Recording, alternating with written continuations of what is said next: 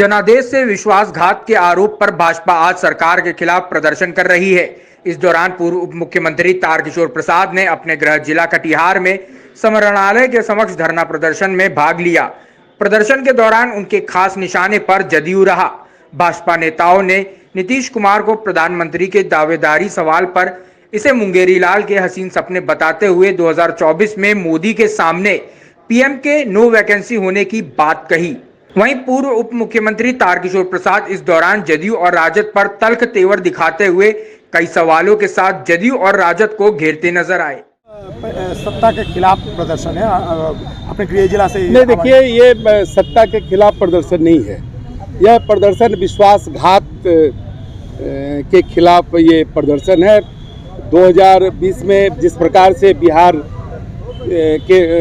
के आवाम ने एनडीए को अपना समर्थन दिया और हम सब सत्ता में आए, आत्मनिर्भर बिहार के 7 निश्चय 2 के कार्यक्रम के आधार पर उन्हें नेतृत्व सौंपा, क्योंकि वो तो बिहार विधानसभा में जनता दल यूनाइटेड की स्थिति तीसरे नंबर की थी। लेकिन हम सबों ने भरोसा किया, क्योंकि हम सब हमेशा भरोसे की राजनीति करते हैं, सबका साथ सबका विश्वास। लेकिन उन्होंने हमारे साथ ही नहीं, बिहार के मतदाताओं के साथ विश्वासघात किया और इसके लिए हम सबों ने 10 अगस्त को पटना में एक महाधरना का कार्यक्रम किया और आज बिहार के सभी जिला मुख्यालयों में इस विश्वासघात के खिलाफ में धरना प्रदर्शन का आयोजन किया जा रहा है। कल बिहार के सभी प्रखंड स्तर पर हम सब इस धरना और जुलूस का हम सब प्रदर्शन करेंगे और बिहार की जनता को बताने के लिए हम सब सड़क पर निकलेंगे। ये बिहार हम सिर्फ अपने सहयोगी साथी भारतीय जनता पार्टी के साथ ही नहीं, और क्योंकि भारतीय जनता पार्टी एनडीए में सबसे बड़ी पार्टी के रूप में थी, लेकिन हम सब उनके नेतृत्व में 2005 से लगातार सरकार और में काम किए। उसके चलते पूरे बिहार के दशा को बदलने का काम किया। केंद्र सरकार का भी हमेशा सहयोग रहा।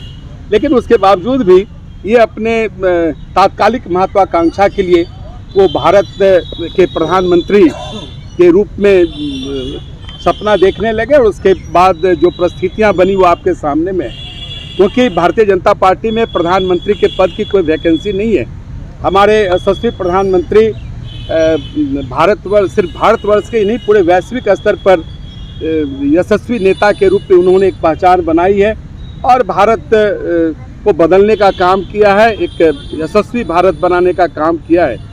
और उन्हें पता था कि भारतीय जनता पार्टी के नेतृत्व में जो एनडीए है वहाँ प्रधानमंत्री की कोई वैकेंसी नहीं है। इसलिए ये इन्होंने इस प्रकार से विश्वासघात करके कंफर्ट फील नहीं कर रहे। नहीं, देखिए, वो तो कंफर्ट फील नहीं कर रहे थे।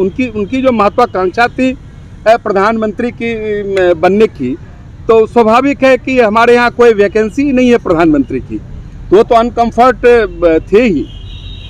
इसीलिए उन्होंने ऐसे पार्टी के साथ जाना पसंद किया सरकार में जिसके खिलाफ हम सब लड़ाई लड़े। और 2017 में भी श्री नीतीश कुमार जी ने राष्ट्रीय जनता दल के बारे में कहा था कि राष्ट्रीय जनता दल यूनाइटेड को तोड़ना चाह रही है। और ठीक यही पंक्ति उन्होंने 9 तारीख को दोहराया कि भारतीय जनता पार्टी जनता दल यूनाइटेड को तोड़ना चाह रही है। और उस समय उन्होंने भ्रष्टाचार के खिलाफ में अलग हुआ था।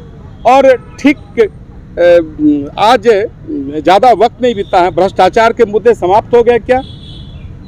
ईडी की जांच चल रही है। आने वाले दिनों में क्या परिणाम होना है पूरे बिहार को पता है। तेजस्वी जी भी लगातार तेजस्वी जी तो ट्विटर पर वार करेंगे ही, क्योंकि उनकी जो स्थिति है, जिस प्रकार से उनका पूरा परिवार भ्रष्टाचार में लिप्त है, तो वो तो चाह ही रहे थे कि किसी प्रकार से उन्हें सत्ता में आकर उन्हें संरक्षण मिले। नीतीश कुमार को भी ईडी और सीबीआई से डरा रहा है भाजपा, इस तरह के बात होता है? नहीं, देखिए, जो इस तरह के कारनामे करेंगे तो वो तो कानून की अपनी एक प्रक्रिया है।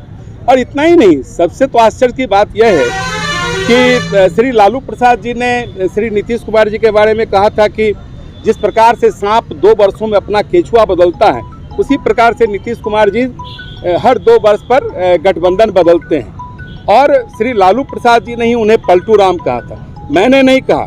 मैं तो उन पर भरोसा किया। अब क्या करें? और इतना ही नहीं, जिसको उन्होंने उप मुख्यमंत्री बनाया है, उन्होंने सार्वजनिक तौर पर कहा है कि इससे बड़ा झूठा कोई है ही नहीं। नीतीश कुमार जी के बारे में हमेशा उसने टिप्पणी की, इससे बड़ा झूठा कोई नहीं है। और श्री नीतीश कुमार जी ने श्री लालू प्रसाद जी के बारे में क्या कहा, ये बताने की आवश्यकता नहीं, इसलिए हम कोई अपनी बातें नहीं कर रहे हैं। लेकिन ये दोनों दल जो आज स्वार्थ के कारण एक दूसरे से गठबंधन में आ गए हैं और उन्होंने गठबंधन को छोड़ा है, एनडीए को छोड़ा है, तो ये दोनों अपने अपने स्वार्थ की हित पूर्ति के लिए छोड़ा है और इसका जवाब बिहार की जनता देगी।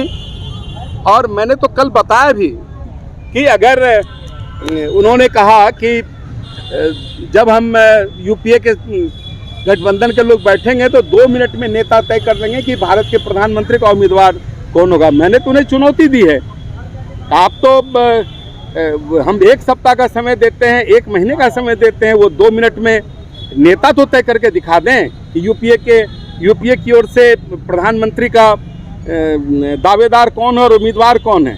सोनिया गांधी हैं कि राहुल गांधी हैं कि ममता बनर्जी हैं कि केजरीवाल हैं कि हमारे बिहार के नीतीश कुमार जी हैं।